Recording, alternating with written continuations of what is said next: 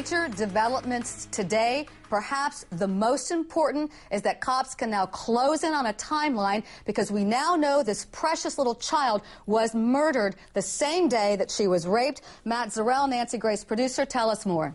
Okay, well, we just got the arrest warrants in today for Mario McNeil, and we have learned that Shaniya Davis was raped and murdered the day she went missing, November 10th. Now, we know that the mom called 911 at 5 and said the last time she saw her child was 5:30. However, McNeil was seen at 6:11 on surveillance 40 miles away at a hotel in Sanford.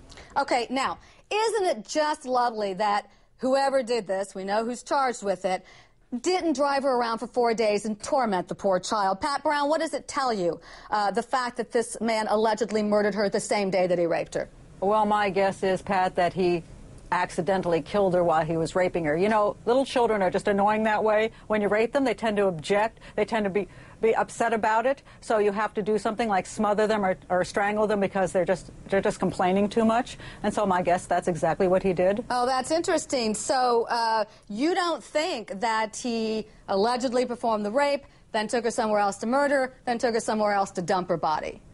I think he may have taken her somewhere else to dump her body, but my guess is she didn't come out of that little hotel alive. Yeah, and you know what? Talking about asphyxiation, I'm going to go right to Dr. Jake Deutsch. What exactly does that mean? That's not necessarily the same thing as strangulation, correct? Right. It's basically suffocating the child and putting your hand or some other object over the mouth and depriving her of oxygen. I cannot think of a more gruesome way to accomplish murder, and this is just outrageous.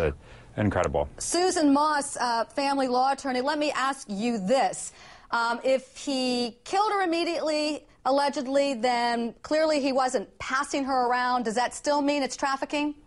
Oh, absolutely. I mean, he took her to her room and then he took her to her doom. I mean, this guy it doesn't even matter because he's guilty of murder one. And in North Carolina, at the very least, that is life imprisonment. But this is going to be the death penalty. The entire public of North Carolina and the country is outraged for what they saw. She's a little 5-year-old girl. Look at the surveillance tapes. Look how sweet she is. And this guy raped her and allegedly killed her, asphyxiating her and then dumping her body with deer carcasses. He is going to get the death penalty. It's going to go quick, and you're going to get justice in this case. Daniel Horowitz, let me ask you, if this was your guy, what, are you going to say, gee whiz, he confessed to kidnapping, but somebody pushed him into it, and now it's murder? How do you handle a case like that?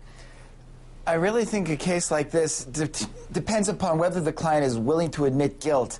If he fights guilt when it's overwhelmingly clear that he did it, you maybe walk away from a case like this. But if he's willing to admit that he did it and basically throw himself on the mercy of the court, the public, and so on, maybe he has a chance at life without parole rather than death. Marlena Chavo, Nancy Grace producer, you spoke with Clarence Coe today. He's the boyfriend of Antoinette Davis.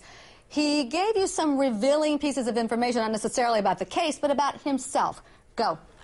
That's right. I spoke to him today. He was talking about Antoinette. He was still sticking to the fact that he did not think that she could be responsible for such a crime. And then when I asked him, but what if she is charged with murder? And he said, well, if she is and she had something to do with this, then she should get the death penalty too. That's really, really interesting, but he doesn't believe she did. But now, she's pregnant, correct? Sitting in jail? That's right, Pat. She is 2 months pregnant with Clarence's baby. And also, you have to remember, this is a man who was put in prison and charged with first-degree kidnapping because of Antoinette Davis. She was the one who implicated him in this crime, and he is still sticking by the fact that he doesn't think that she did it. Absolutely, absolutely. And I've even heard people around the neighborhood say that they thought he was actually the person most concerned for this child.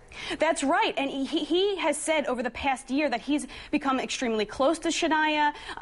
He was caring for Shaniya while the mother was working these past 6 months. And so he's really torn up about this, and it's just a shame.